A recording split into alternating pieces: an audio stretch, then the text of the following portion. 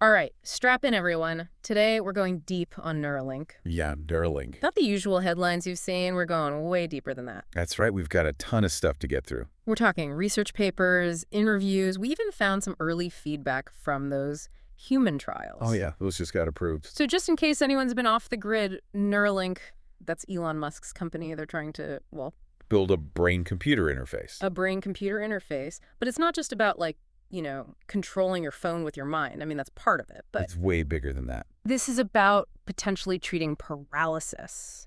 Blindness. Maybe even like, Boosting our abilities, our cognitive abilities. yeah, like upgrading our brains. It's wild. Yeah, it really is. And one of the papers we read, it goes deep on this whole AI symbiosis idea. Have you heard of this? Oh, yeah. It's basically not just using AI. It's like integrating it with us. If we become part AI. In a way, yeah. Yeah. Musk talks about it like upgrading the human operating system. I mean, it sounds crazy. It sounds like sci-fi, honestly. It does. But they're actually making progress. They've got this device, it's called the Link. It's tiny, too. It's a tiny chip they implant it in your skull. Yeah, in your skull. It's Uh-huh. crazy how they even get it in there. Yo, how do they? Robots. They use robots for the surgery. Robot surgery, really? Yeah. And then the chip connects to your brain with these like super fine threads. Each one is thinner than a human hair. Really? That thin? Yeah. And on those threads, they've got electrodes that can pick up on the electrical signals from neurons. That's how our brains talk to each other, with electricity. Okay, so it's like the Link is listening in on the brain's conversations. Exactly. It's like eavesdropping on what your neurons are saying to each other. But how does it understand? How do you go from like electrical signals to actually moving something like, say, a robotic arm? Well, that's where the magic happens. That's where the machine learning comes in. Machine learning, right. Everyone's talking about that. Think of it like teaching a computer a whole new language. Mhm. At first, it's just gibberish to the computer. But you feed it enough examples, enough context, and it starts to pick up on the patterns. So it's like it learns by example. Yeah, exactly. Right. Neuralink does something similar with brain activity. Okay, so they're training an algorithm to translate thoughts into instructions. Basically. But how do they teach it what the signals actually mean? Like, how does it know that this specific signal means pick up that cup? They start with really basic movements. Like, they might have a patient imagine moving their hand. Mm-hmm. And while they're imagining that, the link is recording their brain activity. So it sees what the brain's doing when the person's thinking about moving their hand. Right. And they repeat that like a ton of times. Okay. So the algorithm starts to connect those dots. It sees the same brain pattern every time the person thinks about moving their hand. So it's like building a vocabulary of brain signals. Exactly. That's a great way to put it. That's so cool. But what about the more complicated stuff, like emotions, memories? Can Neuralink tap into all that? That's where the current tech hits a wall. Emotions, those aren't just in one spot in your brain. It's a whole network of different parts of your brain firing. It's too complex right now. Way too complex. We're nowhere near decoding all that. So no mind reading just yet. No mind reading, thank goodness. Phew, that's a relief. But even controlling simple movements could be huge, for people with paralysis. Right. Like restoring their ability to interact with the world. Exactly. We actually found this case study where a patient with quadriplegia, they were able to control computer cursor just by thinking. Really? Just by thinking? Yeah, that's a huge step towards giving people their independence back. I can imagine. And are they working on other stuff, like beyond just moving a cursor? Oh, yeah, definitely. Yeah. They're looking at prosthetic limbs. Like, imagine not just moving a robotic arm, but actually feeling what it touches. Healing. Yeah, through the arm. Sensory feedback, they call it. That's insane. It's like merging with the machine. I know, it's crazy. But they've got a ways to go still. There are limitations. Limitations? Like what? Well, for one, the link, it can only record from a small part of the brain right now. So it's not getting the whole picture. No, not even close. It's like trying to understand a symphony by only listening to a couple instruments. Right. To really get it, they need to increase the bandwidth, get more data from the brain. Some more threads, more electrodes. Yeah, but that comes with its own problems. More stuff in your brain, there's more risk of damage. That's true. You're basically sticking wires into someone's brain. Yeah, it's delicate. They're working on making the threads even thinner, making the surgery more precise. But it's a tough balance. You got to get the information, but you don't want to hurt anyone. Exactly. Speaking of hurting, we've seen those headlines about the animal testing. What's the deal with that? Yeah, there's been some controversy. Some reports say that the animals, monkeys and pigs mostly, They were showing signs of distress during the experiments. So there are ethical concerns. For sure. Neuralink says they're following all the rules, the ethical guidelines, and that they're trying to improve things for the animals. Well, I hope they are. Me too. It's a sensitive topic. It is. But they did just get approved for human trials, right? They did. The FDA gave them the green light. So that's a big step. A huge step. But it's a limited study for now, just focused on paralysis. So they're starting with the most, urgent need. Makes sense. And it'll be years before we know if it really works long term. You know? So restoring mobility is the first goal. But what about those other things, like treating Parkinson's or Alzheimer's? Those are definitely on their radar. They're thinking big. Oh, yeah. They found some interesting results with Parkinson's, actually. They were able to reduce tremors in animals by stimulating certain parts of the brain. So it's not just about replacing lost function, it's about actually treating the underlying disease. That's the idea. It's still early days, but it's promising. It is promising. But let's go back to that AI symbiosis thing. What does that even look like? Are we talking about, becoming cyborgs? It's a bit of a mind bender. Musk's idea is that AI becomes a part of us, an extension of our minds. It helps us keep up with technology as it gets more advanced. Okay, so not so much RoboCop, more like boosting our brain power. Yeah, more like that. But it does raise some big ethical questions. Like what? If we start merging with AI, what does it even mean to be human anymore? That's deep. Right. And then there's the question of, if we can enhance our brains, who gets to decide how much? Where do we draw the line? And what happens if the AI starts thinking for itself? That's a whole other can of worms. It is. It's getting into Black Mirror territory. You're kidding. But it's a conversation we need to have, right? Absolutely. Yeah. This tech, it's not just about cool gadgets. It's about what it means to be human in the future. Well said. We've covered a lot, but we're just getting started. Oh, yeah, there's much more to come. What's next on our list? Let's dig into those human trials. See what they're trying to do, what the early results look like. And then maybe we can look at some of the other companies working on this stuff. It's a whole new world out there. Can't wait to see what we find. Stay with us. Welcome back to our deep dive on Neuralink.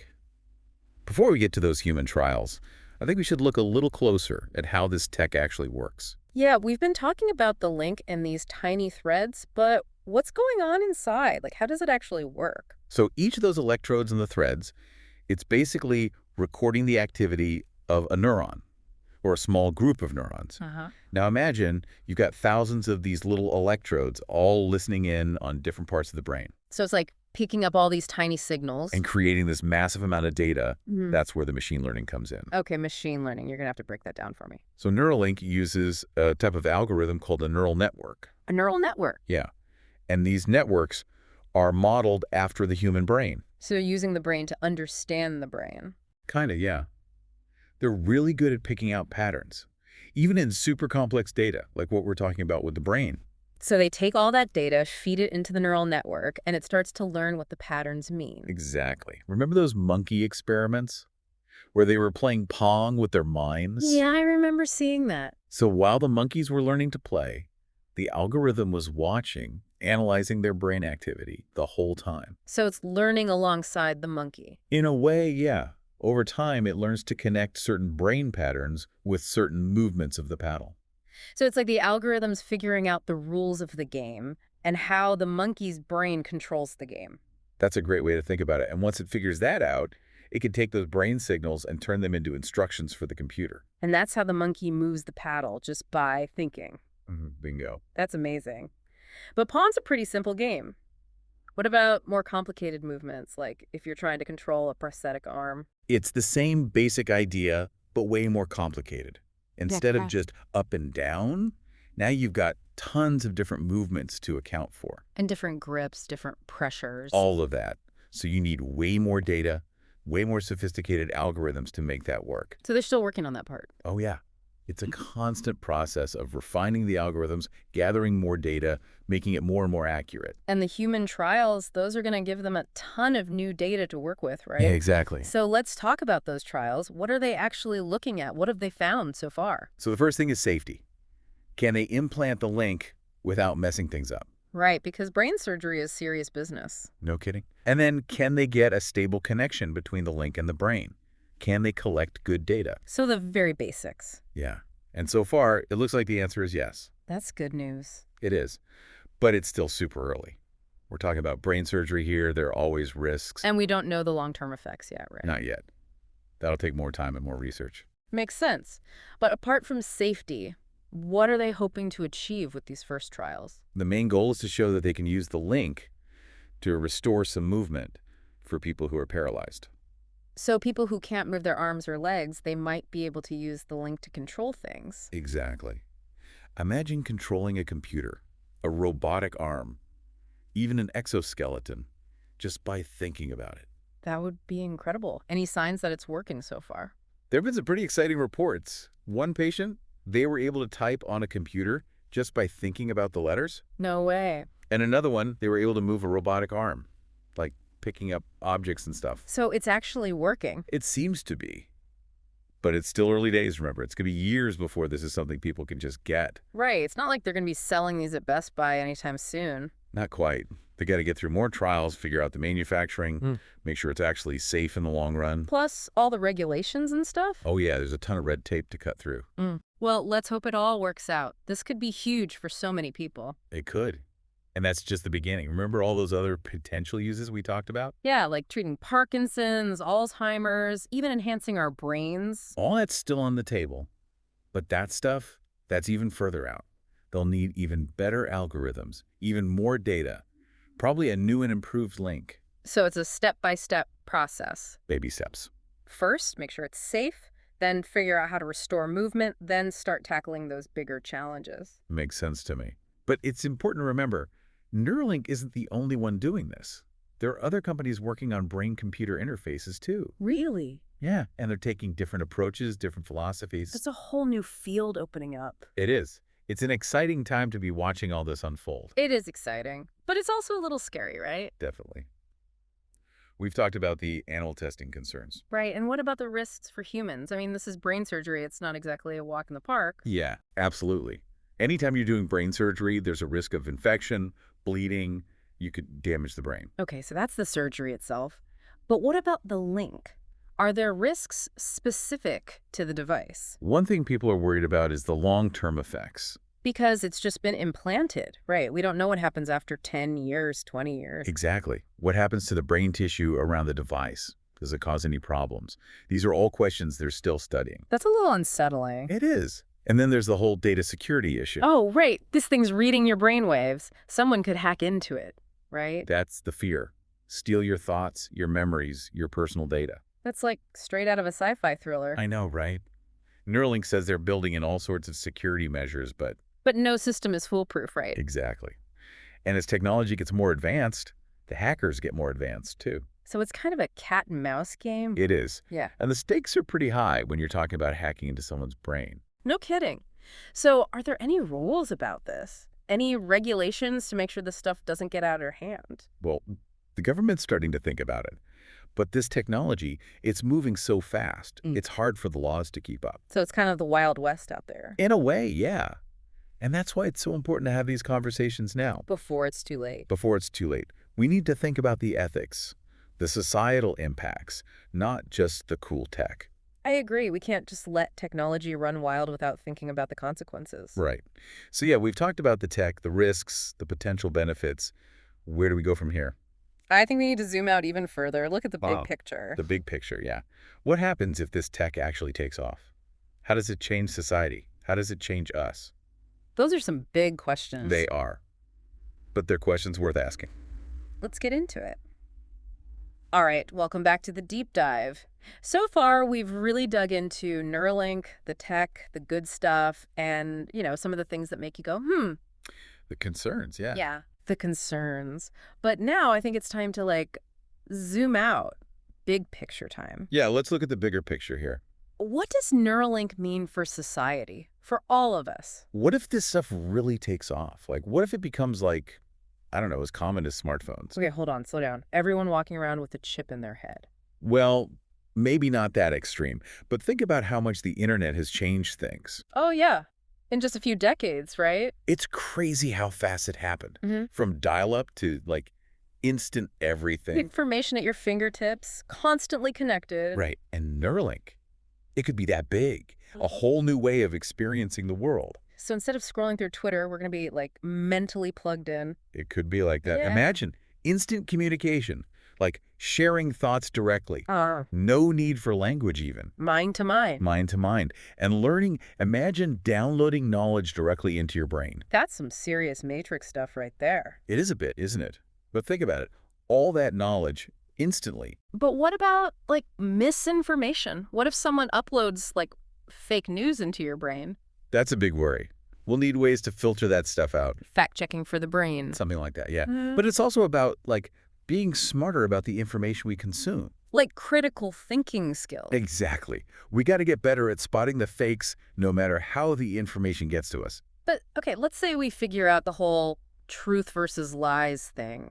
What if only rich people can afford this Neuralink thing? Will it just create a bigger gap between the haves and have-nots? It's a valid concern. We've seen it happen with other tech, right? Not everyone has equal access to healthcare, to education, even to the internet. It's a digital divide. Exactly.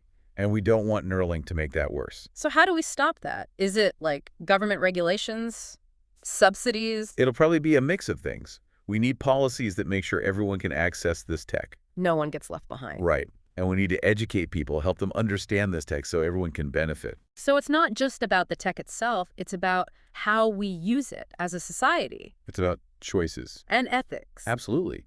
Neuralink is forcing us to look at some tough questions. Like, who are we? What do we value? What kind of future do we want? Big questions, yeah. And it's not just Neuralink, remember. Other companies are working on this stuff too. Oh, right, you mentioned that. Are they all doing the same thing? Or are there different approaches out there? Oh, there's a whole range. Some are focused on medical stuff, like helping people regain function. Like what Neuralink's doing with paralysis. Yeah. Others are looking at, like, cognitive enhancement, pushing the limits of what our brains can do. That's both exciting and a little scary, right? It is. And then there are folks who are pushing for open source development, making sure everyone has access to this tech, not just big companies. So many different angles to this. It's a whole new world, really. So where does this leave us? What's the main thing our listeners should take away from all of this? I think the biggest thing is to stay curious, stay informed, keep asking questions. Don't just take things at face value. Right. Especially with tech that's changing so quickly. You got to be critical, think for yourself. Good advice. Well, we've covered a lot in this deep dive. From the tiny threads to the big picture. The future of humanity, even. I feel like we're just scratching the surface here. This is just the beginning, yeah. So to all our listeners, stay curious, stay informed. And keep those brains buzzing. Thanks for joining us on this deep dive into Neuralink. It's been a wild one.